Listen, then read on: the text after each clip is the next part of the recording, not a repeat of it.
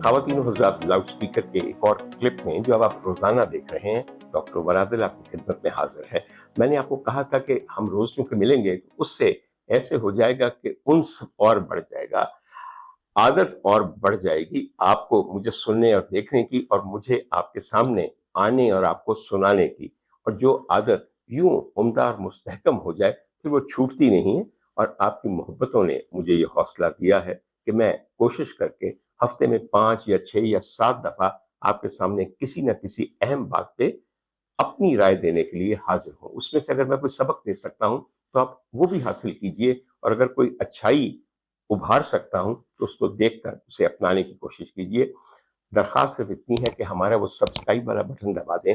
जितने सब्सक्राइबर होंगे, उतना मुख्तलिफ पाबंदियों का इस वीलॉग और इस प्लेटफॉर्म पे असर कम होगा। आपको सिर्फ एक उंगली दबानी है, आपका कुछ नहीं लगेगा, हमारे लिए हौसला और सहारा हो जाएगा। ख़वातीन हज़रात, मैं एक डॉक्टर हूँ, और मैं इस सूबे के अंदर, लाहौर शहर के अंदर रह के कई बरसों से, बल्कि दहाइयों से मेडिसिन और सर्जरी की प्रैक्टिस कर रहा हूँ।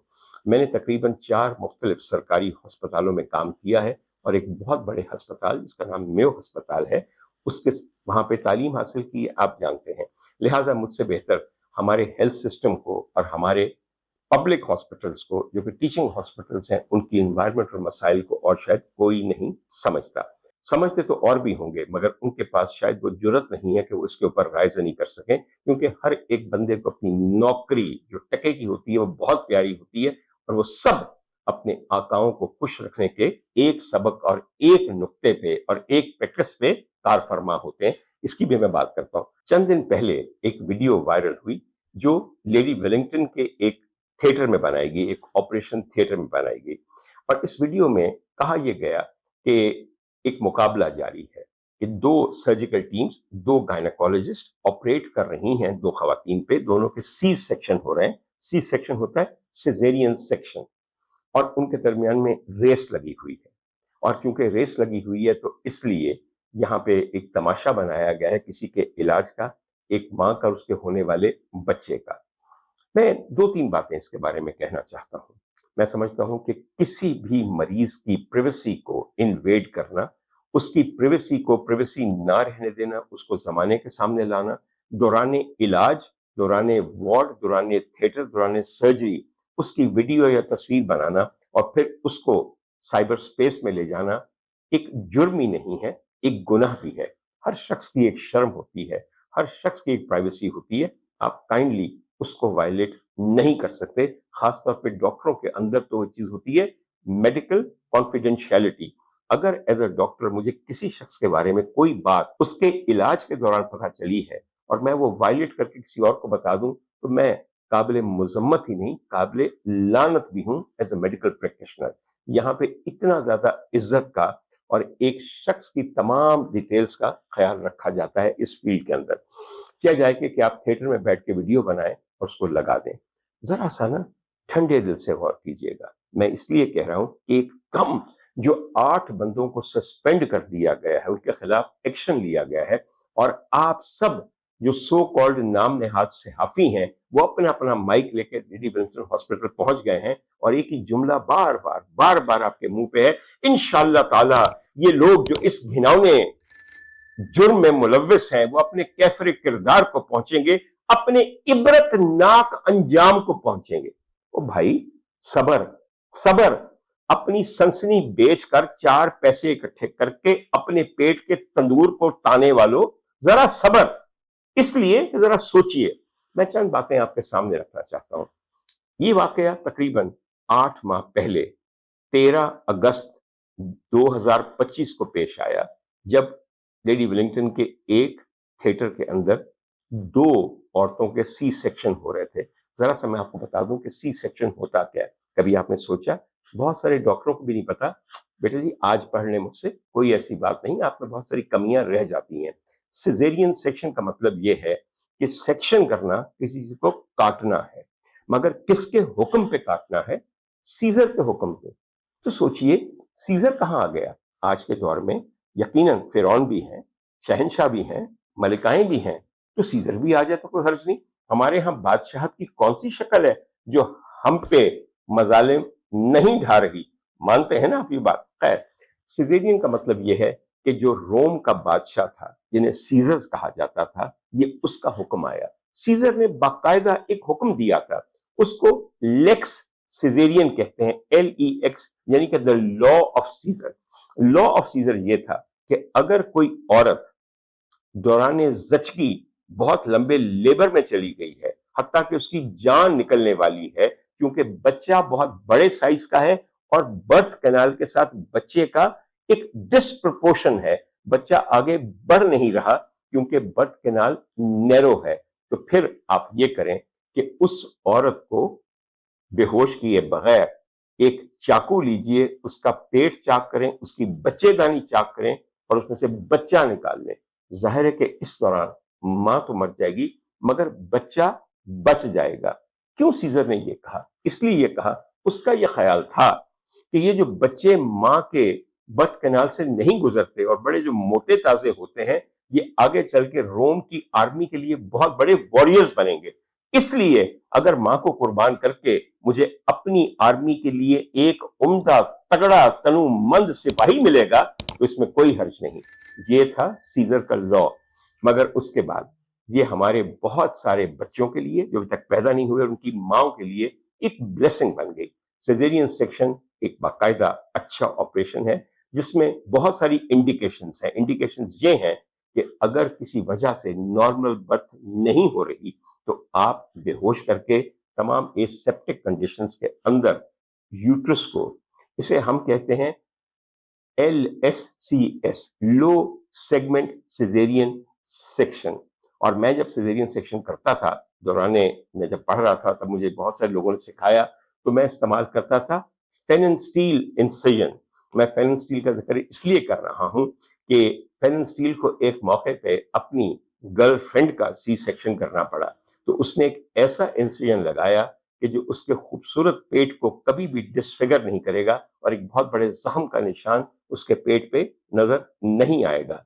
ये इंसिजन जो है इसको बिकनी इंसिजन भी कहते हैं, क्योंकि ये बिकनी के नीचे छुप जाता है और पेट पे जाहिर नहीं होता। आज भी बहुत सारे लोग पेन स्टील इंसिजन इस्तेमाल करते हैं। खातिन हज़रात, इसकी इंडिकेशंस बहुत मुनासिब हैं, इससे जान भी बच जाती है बच्चे की, डिस्ट्रेस भी उसका बच जाता है और माँ की भी मुश्किलात में बहुत कमी आ जाती है। अब बहुत सारे सी सेक्शन जो है वो इलेक्टिव हैं। इलेक्टिव का मतलब ये है कि आप पहले से डिसाइड कर लेते हैं कि ये मसला है, या माँ चाहती है कि खास दिन के ऊपर जचगी की दर्दें महसूस किए बगैर I elect to have a C section, ताकि मुझे बेहोश करके मेरा बच्चा निकाल लिया जाए और फिर मुझे सी दिया जाए। तमाम चीजें हैं, बहुत डिबेटेबल है क्यों बहुत सारे लोग ऐसा करते हैं, क्यों बहुत सारे लोग ऐसा करवाते हैं।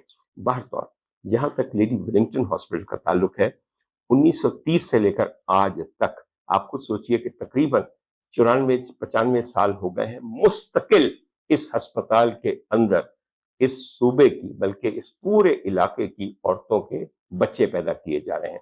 This is one of the largest obstetric units in this country. और इतनी देर से है कि आपका मुल्क नहीं अभी बना था, मुल्क बनने से भी तकरीबन आप सोचिए कि 17 साल पहले से ये काम कर रहा था। और 17 साल पहले से नहीं, उससे भी पहले से काम कर रहा था, क्योंकि लेडी वेलिंगटन जहां बनाया गया था वहां पे पहले क्या चीज थी, वहां पे एक आउट पेशेंट डिस्पेंसरी थी उस इलाके की औरतों के लिए, क्योंकि वहीं पे वो इलाका है जो आपको बहुत पसंद है, हीरा मंडी, जहां लोग माइक ले जाके, कैमरा ले जाके, ये कोठा देख रहे हैं आप, जहां मेरी माँ रहती थी। हाँ, तुम्हारी माँ ही रह सकती थी ना उथे। जिन लोगों के पर्दे आप उठाते हैं, उनको क्या इख्तियार था कि वो लाहौर के एक मखसूस इलाके में, एक मखसूस खानदान में, एक मखसूस पस मंजर में पैदा हो? तो उनका पर्दा रहने दीजिए। कोई ਤੁਹਾਡੀ ਮਾਂ ਦੇ ਘਰ ਜਾ ਕੇ ਤੁਹਾਨੂੰ ਦੱਸੇ कि ਇੱਥੇ ਉਹ ਰਹਿੰਦੀ ਸੀ जरा पूरा मोहल्ला जितना खुश सी, तो कैसा लगे आपको? खुदा का वास्ता है, थोड़ा सा इखलाकियात का ख्याल कीजिए। मैं तो अब हैरान ये होता हूँ कि वो खवातीन जो बुजुर्ग होके इस दुनिया से चली गई एक कमाल जिंदगी गुजारने के बाद, उनके बारे में ये लोग कहते फिरते हैं फलानी टिब्बी गली में थी, फलानी फलानी जगह थी, उसका निकाह टिब्बी गली में। शर्म करनी चाहिए, शर्म करनी चाहिए। आपने शायद कभी उन खवातीन को देखा नहीं, उनसे मुलाकात नहीं की, उनसे कोई लंबा ताल्लुक नहीं रखा। मैं यहाँ पे उस खातून का नाम लेके उन्हें बदनाम नहीं करना चाहता, لیکن میری ایک انتہائی عزیز مریض بھی اور عزیزہ بھی، ان کے بارے میں ایک صاحب نے یہ کہا ہے، میں ان کو واقعتاً صرف یہ کہنا چاہتا ہوں کہ شرم آنی چاہیے، اپنی بزرگی کو دیکھیں۔ اور جس خاتون کا آپ ذکر کر رہے ہیں، اگر میں نے اپنی زندگی میں بہترین میاں بیوی دیکھے ہیں، ایک ایسا میاں جو کہ بیوی پہ نثار، اور ایک ایسی بیوی جو کہ اپنے میاں پہ نثار تھی، تو میں ان کا نام اس لسٹ میں بہت آگے لکھوں گا۔ کیا محبت تھی جن کا انہوں نے اتنا بھونڈا ذکر کیا۔ ایک دفعہ ان کی 4 بیٹیاں ہیں اور ایک بیٹا ہے، تو بیٹیوں کے کچھ ازدواجی حالات اوپر نیچے تھے، اور ان کو اکثر کو مطلب 4 میں سے 3 کو 2 شادیاں یا 3 شادیاں کرنی پڑی، جو بھی قصہ تھا۔ ایک دن وہ مجھے کہنے لگی کہ عمر، مجھے ایسے لگتا ہے کہ میرے پروردگار نے میرے خاندان کے حصے میں جتنی ازدواجی خوشیوں کا راشن لکھا ہوا تھا، وہ سارا میں نے استعمال کر لیا ہے، میری بیٹیوں کو اس راشن میں سے بہت تھوڑا ملا ہے۔ کیا عمدہ بات ہے، اور جنہیں فخر سے نہیں کہا تھا، کسی قدر افسوس سے کہا تھا۔ بہر طور خدا تعالیٰ نے ایسی نیک اور معصوم عورتوں کو یقیناً جنت میں جگہ دینی ہے، اور ان تمام لوگوں کو جو ان کے بارے میں ٹوٹلی غلط باتیں کرتے ہیں، وہ بھی دیکھیں گے اپنا انجام۔ خواتین حضرات، بہر طور میں یہ کہہ رہا تھا کہ اسی علاقے کے پاس ہیرا منڈی بھی تھی، اور وہاں پہ بہت ساری ایسی بیماریاں تھیں جن کو ہم STDs کہتے ہیں، سیکشولی ٹرانسمیٹڈ ڈیزیزز، اور گونوریا اور سفلس اس زمانے میں بہت کامن تھا۔ میں 1920s کی بات کر رہا ہوں، اور اینٹی بایوٹک اس کے لیے اویلیبل نہیں تھے۔ تو ایک خاتون تھیں جن کے بیٹے نے وہاں پہ ایک ڈسپینسری بنائی تاکہ ان عورتوں کا علاج ہو سکے۔ اس خاتون کا نام تھا ٹیکا دیوی، اور ٹیکا دیوی کے نام سے یہاں پہ ٹیکا دیوی ڈسپینسری فار ویمن تھی۔ اور اسی جگہ پہ 1930 سے تقریباً 2 سال پہلے 1928 میں دورہ ہوا بر صغیر کے 22 وائس رائے کا، جن کا نام تھا لارڈ ولنگٹن۔ ان کے ساتھ ان کی بے انتہا عمدہ نجیب الطرفین بیگم صاحبات بھی تھیں، جو کہ اس وقت وائس رین آف انڈیا تھیں۔ وائس رین کا مطلب ہے وائس رائے کی بیگم۔ اس کے علاوہ وہ خاندانی طور پہ مارچونیس آف ولنگٹن تھیں، یعنی کہ ایک پورے علاقے کی مارکویس کی بیگم بھی تھیں، جو کہ ان کے شوہر تھے، اور ان کا نام تھا لیڈی میری فریمین تھامس۔ جب انہوں نے اس علاقے کو دیکھا، وہاں خواتین کی بڑی تعداد کو دیکھا، اور یہ دیکھا کہ یہاں پہ صرف اور صرف ڈسپینسری ہے، آؤٹ پیشنٹ ہے، تب انہوں نے اپنے میاں کو کہا، I want a hospital for ill women right here, and I would like it to be named in my name۔ تو انہوں نے اپنی ذاتی ویلتھ میں سے ڈونیشن دی، کچھ وائسرا کے فنڈ سے آیا، اور یوں لیڈی ویلنگٹن ہاسپٹل 1930 میں عام خواتین کے لیے، لاہور کی عورتوں کے لیے سروسز پرووائڈ کرنے کے لیے کھل گیا۔ اور تب سے لے کر اب تک تقریباً 1 صدی کی بات ہے، ایک دن ایسا نہیں گزرا کہ وہاں پہ ہزاروں بیویاں نہیں آئیں، سینکڑوں آپریشن نہیں ہوئے، لاکھوں بچے ایک سال میں پیدا نہیں ہوئے۔ اور میں اس لیے کہہ رہا ہوں کہ میں لیڈی ولنگٹن کا ٹرینڈ یافتہ کنگ ایڈورڈ میڈیکل کالج کا ایک اسٹوڈنٹ ہوں۔ یاد رکھیے، میو ہسپتال بہت بڑا ہے، لیکن میو ہسپتال میں ایک بھی گائنی کا یا آبسٹیٹرکس کا بیڈ نہیں ہے۔ ہمیں اپنی گائنی اور آبسٹیٹرکس کی ٹریننگ کے لیے 1 ماہ کے لیے لیڈی ولنگٹن رہنا پڑتا ہے۔ میری زندگی میں سے وہ 1 ماہ اور اس کی خوشگوار یادیں قطعاً نہیں محو ہوتی، کیونکہ جتنا میں نے وہاں پہ سیکھا اور سمجھا، شاید اتنا کسی اور کلینکل پوسٹنگ میں نہیں مزہ آیا۔ بہر طور اس کی وجوہات اور بھی ہیں، میں آپ کو بتاؤں گا کسی وقت۔ خواتین حضرات، اس پوری ویڈیو کے اندر جو 2 خواتین آپریٹ کر رہی ہیں، 1 سیکنڈ کے لیے انہوں نے نظریں اٹھا کے اپنے اطراف میں نہیں دیکھا، کون ویڈیو بنا رہا ہے، کیوں بنا رہا ہے۔ ان کا پورا دھیان جو ہے وہ آپریشن کی طرف ہے، اپنے مریض کی طرف ہے۔ ایک دفعہ بھی کسی مریض کی شکل یا قریب جا کے ان کا پیٹ یا خون نہیں دکھایا گیا۔ انتہائی مستعدی سے پوری سپیڈ کے ساتھ دونوں سرجنز آپریٹ کر رہی ہیں۔ کہیں یہ نہیں پتا چلتا کہ وہ کسی مقابلے میں شریک ہیں یا ان کی سپیڈ کا دوسری سرجن کی سپیڈ کے ساتھ کوئی تعلق ہے۔ یہ بات صرف وہاں کھڑی 2 PGRs کہہ رہی ہیں، جو شاید مذاق میں کہہ رہی ہوں یا صرف اس ٹینس ماحول کو ایزی کرنے کے لیے کہہ رہی ہوں۔ ایک جگہ یہ بھی منع کیا گیا کہ ویڈیو نہ بناؤ۔ یہ ویڈیو جو آج سے 8 مہینے پہلے بنائی گئی، شاید اس کے اب यूं जारी होने और वायरल होने के पीछे किसी का जाती इंतकाम हो। दूसरी बात यह है, क्या इस वीडियो में जो 2 मरीजें सिजेरियन सेक्शन करवा के अपने 2 हेल्दी बच्चों को साथ लेके कब से घर जा चुकी हैं, बच्चे भी अब 8-8 माह के हो गए हैं, उन माओं को या उनके बच्चों को किसी किस्म का कोई नुकसान हुआ, कोई किसी किस्म की कॉम्प्लिकेशन हुई इस वीडियो के बनने से? मैं दोबारा कह दूं, थिएटर में वीडियो कतई नहीं बननी चाहिए, कतई नहीं बननी चाहिए। थिएटर में गैर मुतल्लिका लोग भी नहीं होने चाहिए थिएटर में, मगर एक थिएटर में 2-2 औरतों को ऑपरेशन भी नहीं होना चाहिए। एक की इन्फेक्शन दूसरे को लग सकती है। ये आपका इंतजामी मसला है जो अभी तक लेडी वेलिंगटन में हल नहीं हो सका। 100 साल होने लगे हैं। ख़वातीन हज़रात, आपने जब 8 के 8 लोगों को मुअत्तल कर दिया, उनके करियर तबाह कर दिए, उनका फ्यूचर प्रॉस्पर खत्म कर दिया, और हेड ऑफ द डिपार्टमेंट, जिनका नाम गालिबन प्रोफेसर उज़मा हुसैन है, मैं उनको जाती तौर पे नहीं जानता, मगर ये जानता हूं कि professor and head of the department of obstetrics and gynae at Lady Wellington बनना कोई आसान काम नहीं है। उनकी जिंदगी भर की मेहनत होगी। वो वहां पे मौजूद भी नहीं थी। उनका यूनिट 2 औरतों की मुश्किल हल कर रहा था, जिस दौरान किसी ने अजराह तफन्नुन ये वीडियो बना के 8 महीने के बाद उसको वायरल कर दिया। उनका क्या कसूर है? जो वहां की एमएस हैं, उनका क्या कसूर है? इसलिए कि थिएटर्स के अंदर सीसीटीवी नहीं होता, वो ये नहीं मॉनिटर कर सकती थी कि अंदर क्या हो रहा है। एक बात सिर्फ समझाना चाहता हूं, हमारे सेक्रेटरी सेहत हैं अजमत महमूद साहब। अजमत महमूद साहब, एक डॉक्टर बड़ी मुश्किल से बनता है, और वेल ट्रेंड गायनेकोलॉजिस्ट और ऑब्स्टेट्रिक्स की वेल ट्रेंड औरत उससे भी ज्यादा मुश्किल से बनती है, क्योंकि लड़कियां अक्सर मेडिसिन का प्रोफेशन परस्यू नहीं करती। जब आप 8 खवातीन को मुअत्तल करते हैं, तो आप 8 खवातीन नहीं, आप 8 मसीहाओं को मुअत्तल करते हैं। अगर किसी का कसूर है, किसी ने ऐसी गलती की है जो एथिकली रॉन्ग है, एथिकली रॉन्ग है, इसमें कोई मेडिकल नेग्लिजेंस नहीं है, इसमें कोई मरीज नहीं मरा, इसमें किसी बच्चे को नुकसान नहीं पहुंचा, आप उनको वार्न करें, उनको एक ऐसी छोटी मोटी सजा दें कि आइंदा वो भी ऐसा ना करें और कोई और भी ऐसा ना करे। उनकी जिंदगियां बर्बाद ना करें।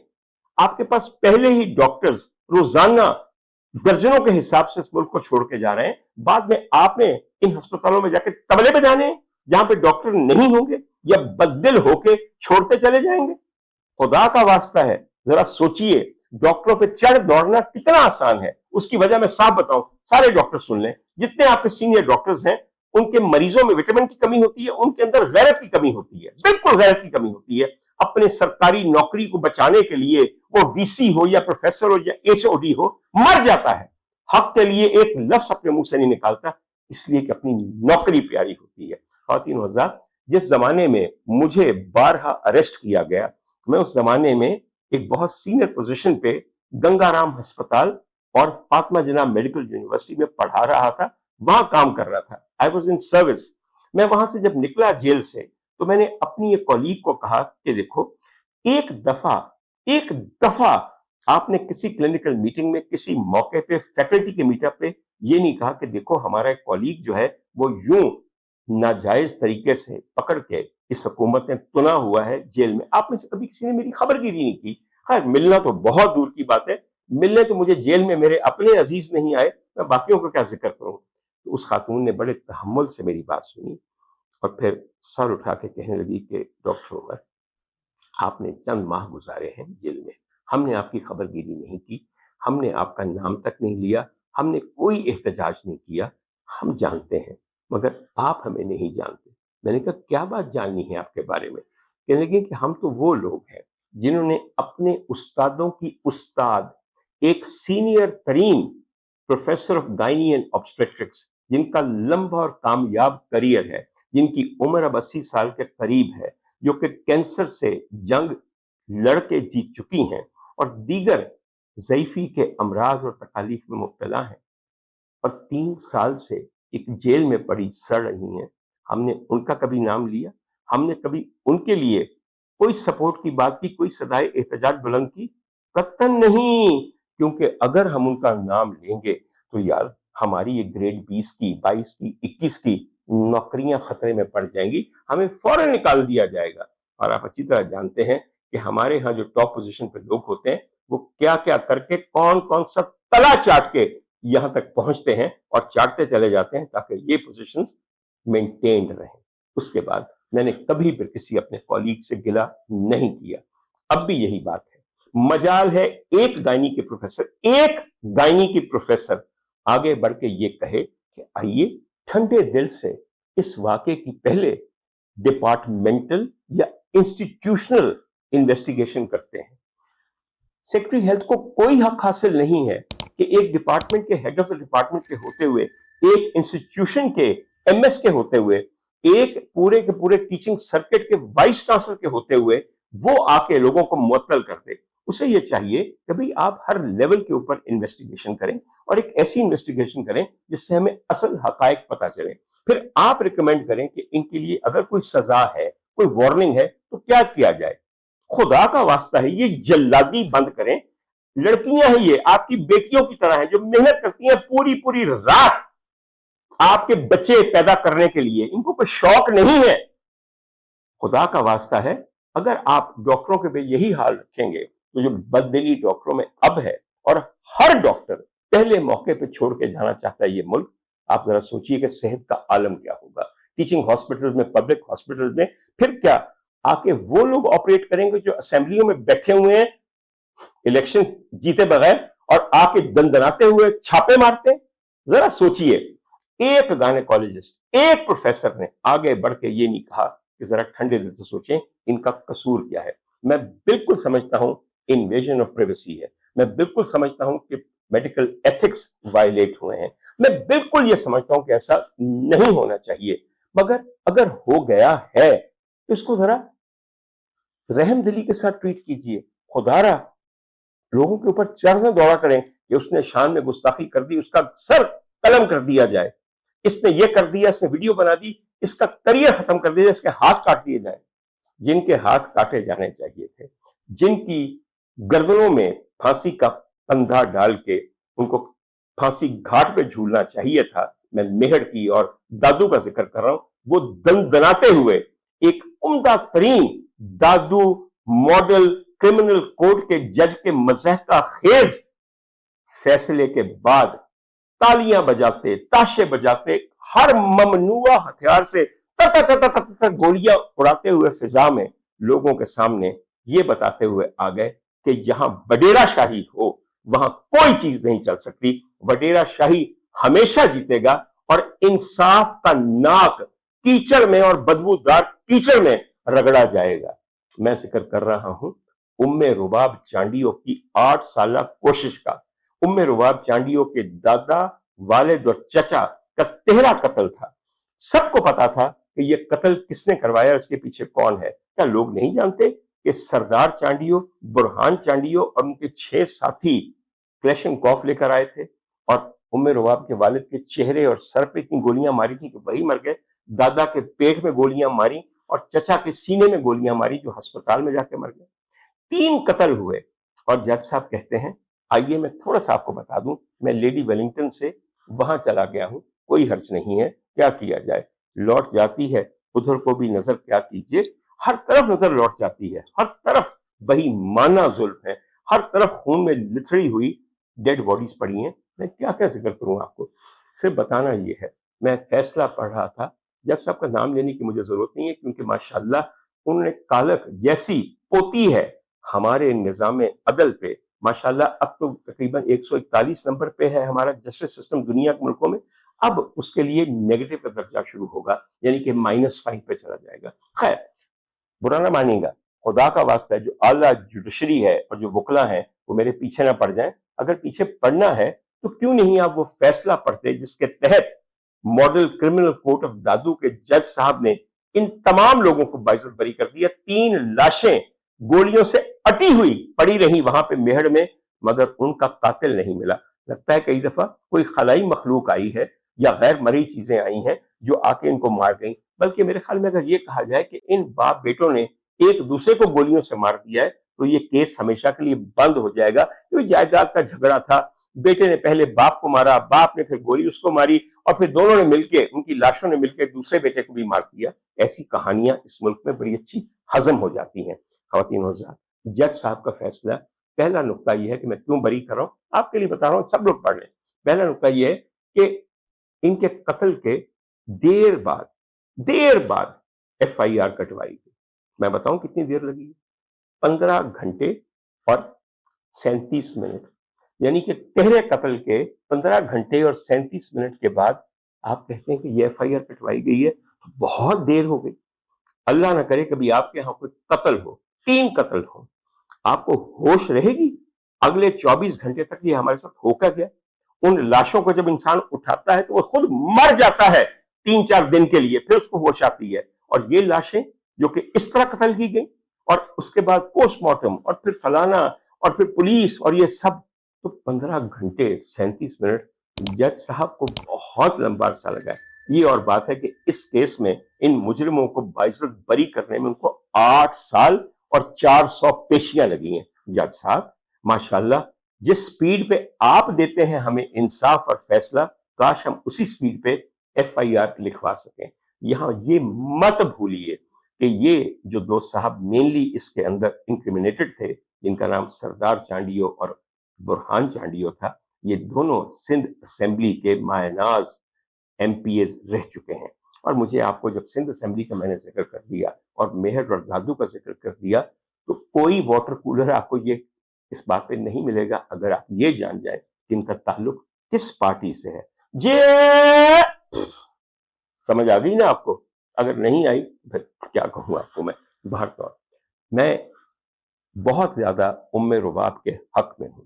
कौन सी लड़की है जो यूं अपने बड़ों के कत्ल का मुकदमा 8 साल तक लड़े, कभी नंगे पांव अदालत में जाए, कभी चीफ जस्टिस ऑफ पाकिस्तान की गाड़ी के सामने खड़ी हो जाए कि मुझे इंसाफ दो। उम्मे रुबाब, तुम्हें इस मॉडल क्रिमिनल कोर्ट से इंसाफ नहीं मिला। हाँ, दूसरी बात मुझे भूल गई, बहुत देर से 15 घंटे बाद तुमने लिखवाई है। और एक उन्होंने कहा कि जो वहां बाकी लोग थे वो क्यों नहीं मरे, यानी कि जो ऐनी शाहिदीन है वो क्यों नहीं मर गए। ये जज साहब ने कहा है। वो जज साहब कि हर बंदे ਨੂੰ ਮਰਵਾਣਾ ਸੀ ਤੁਸੀਂ, ਤੁਹਾਨੂੰ कितना अफसोस है कि 3 बंदे मर गए ने, 10-12 और क्यों नहीं मरे। फिर उन्होंने ये भी कहा कि भाई जो वहां पे मकामी दुकानदार थे, हुजूर वाला, जब गोलियों की तड़तड़ाहट होती है ना, तो दुकान वाले अपना शटर बंद करके छुप जाते हैं। न जाने क्या क्या नुक्ता उन्होंने निकाला है। यकीन कीजिए, ये फैसला जो दादू की अदालत में हुआ है, ये दुनिया की अदालतों में पढ़ाया जाना चाहिए कि आइए आपको दिखाते हैं कि इंसाफ की आबरू रेजी और आबरू रेजी के बाद इंसाफ का कत्ल, और उस कत्ल के बाद इंसाफ की लाश का मुसला, यानी कि उसको तबाह कर देना, कैसे किया जाता है। This is a lesson in these exercises. आखिरी बात मैं सिर्फ ये कहूं कि मैं उनके हक में क्यों हूं उम्मे रुबाब के। उम्मे रुबाब, एक तो मैं तुम्हारे हक में तुम्हारे नाम की वजह से हूं। जो नाम तुम्हें अपने वालिदैन ने दिया है वो मेरी सैयदा की बहू का नाम है। और सैयदा के साथ तो मैं समझता हूं कि अगर किसी का ताल्लुक हो, उनकी कोई कनीज हो, मेरी जान उन पे निसार है, मेरे माँ बाप उन पे कुर्बान, मेरी औलाद उन पे कुर्बान।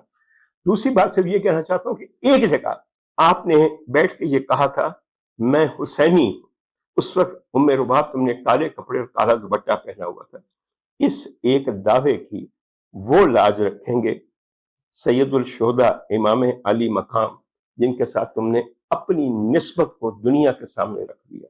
तुम्हें अगर यहां इंसाफ ना भी मिला, मुझे जिम्मेदार ठहराना अगर मैदान हशर में तुम्हारे मुजरमान को बदतरीन सजा मेरी आकाजादी अपने वालिद बुजुर्गवार से कह के उनके रब से ना दिलवाए।